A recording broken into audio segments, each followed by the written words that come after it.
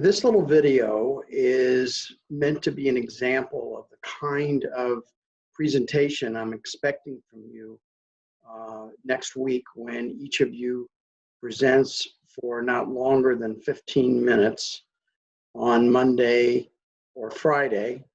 And what you're going to be presenting is one of the interviews that you've processed, that you've edited, and that you've produced for WordPress.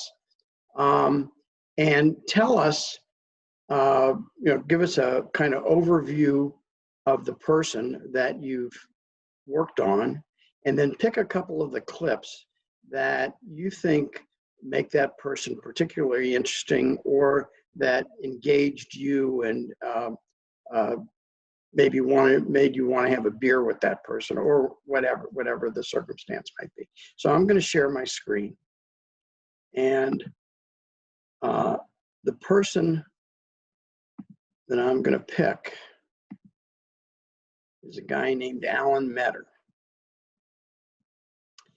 And I first met Alan Metter in the 1980s, walking down the beach on Cape Cod in the town of Truro, which is a town of about 3,000 people, the northern tip of Cape Cod. And Alan kind of backed into being a film director, and did very well. He's directed people like Richard Pryor and Rodney Dangerfield and Helen Hunt, Sarah Jessica Parker, Ben Stiller, Robert Downey Jr. His biggest hit was Back to School with Rodney Dangerfield, which was the 4th largest grossing film of the year that came out. So I'm going to start off by playing a little bit of Alan's introduction, and then play excerpts from a couple other clips. And you'll see what makes Alan a fun person to know. And by the way, Alan, after a long film career, and he worked with Steve Martin, and he worked with all kinds of people in the film industry, he retired to South Florida. And so we shot this video on his deck in South Florida. And unfortunately, he passed away this year.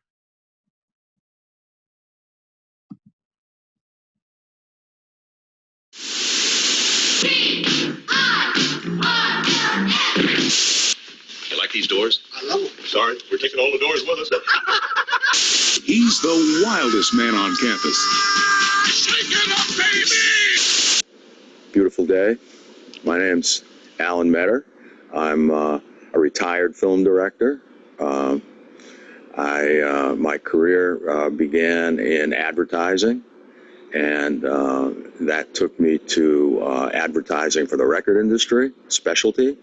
And then I started doing music videos and commercials, television commercials, in the early days of the record companies having marketing that went beyond payola. And after doing music videos for some years, the MTV came along, and all of a sudden these music videos were seen widely on television, and the studios shifted their attention to the guys that were directing these music videos, because they were always trying to make youth market movies. And I was there making music videos, and in the very earliest days of MTV, I had some of the first videos on MTV. And that brought me into movies. I directed a movie called Girls Just Want to Have Fun, which was kind of a screening room hit. It was well thought of, didn't do much business, but that led to, one of the music videos I did was Rappin' Rodney with Rodney Dangerfield. And he remembered he liked the experience. The video was quite successful. And that led to Back to School. And then it was all movies, no videos. So then I retired. Back to School. That's what I call marine biology. So here's a clip where Alan explains how he got his first job.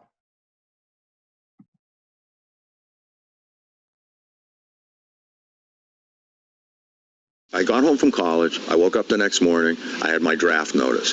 I went for my draft physical. I flunked it for flat feet. I got very, very lucky, right? Or otherwise, I'd have probably gone to Vietnam and I wouldn't be here today. But the next stop was an employment agency, Snelling and Snelling. I needed a job. I had no money, get no help from my parents. I wanted to get an apartment. I was living at home. And they sent me to Liberty Mutual Insurance Company. There was an opening for to be an underwriter. And I went and I met the head of the underwriting. And I said to the guy, I don't really want to be an underwriter. It's not, you know. And so he said, just go, because I have to send so many candidates over. I'll lose the account. So I did him a favor and I went. He said, we'll find you something you like. So I get there and the head of the underwriting department starts asking me questions. Are you good in math? No. Do you want to be an underwriter? Well, not really. Well, why'd you take this interview? Well, the guy said, you know, it would help him out if I did, so I helped him out. He laughed. He said, would you like to be a writer?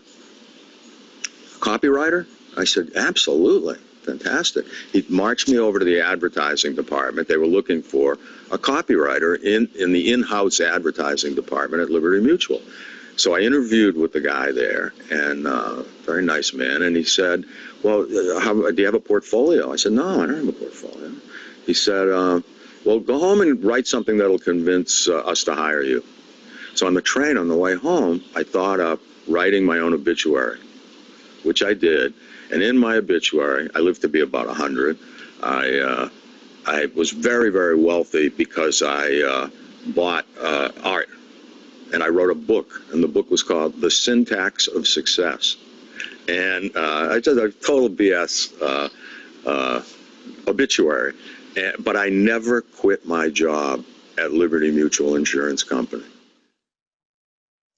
So you can see the kind of mind and talent that Alan had, even as you know, someone just out of college. You guys are should take a hint from that and maybe use his technique to get your next job. The other thing that happened was that his mother worked for a print shop, and they set the obituary that he wrote in the New York Times typeface, so that it looked like it was a major obituary in the New York Times.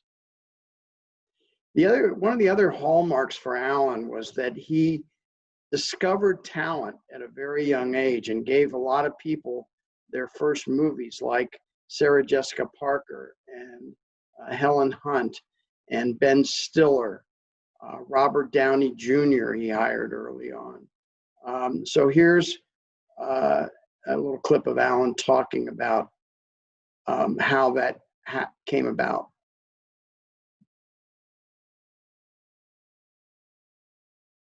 Going back to your question about how I got unknown people who went on to be stars, essentially, right?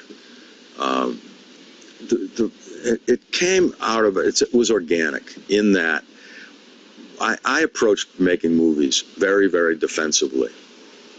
How am I not going to get humiliated by this movie, right?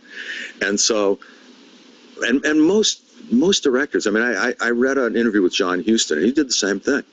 He made an actor, he interviewed actors and read actors until they took the part away from him, right? And try to hold down his preconceived notions of what the actor looks like, sounds like, you know? I was never looking for my vision for how the actor was going to play this or that scene or the whole role. I waited for someone to come in and read. I always like to read actors. It's tough with big star. They don't want to read.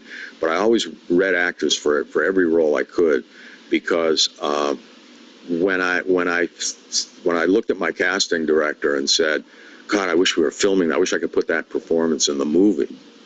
Even if he was doing it off the script, I wish I could put that performance in the movie. That's the guy I want.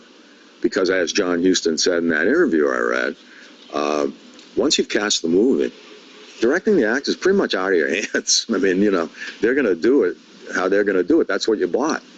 And so, I mean, I've cast, I had a part I couldn't get anybody that I liked for. It was written for a woman. And I had this brilliant casting director named Bonnie Timmerman, very famous, very well known in New York. Yeah. And she brought Ben Stiller in. Ben had never done anything. And Ben read this scene, read the woman's part. I gave it to him. You know, it wasn't a big part, but he made it work. That's what I was looking for. Back to, if it works, it's good. I look for actors that made it work, that were better than I imagined it to be. And I try to do that at every single part.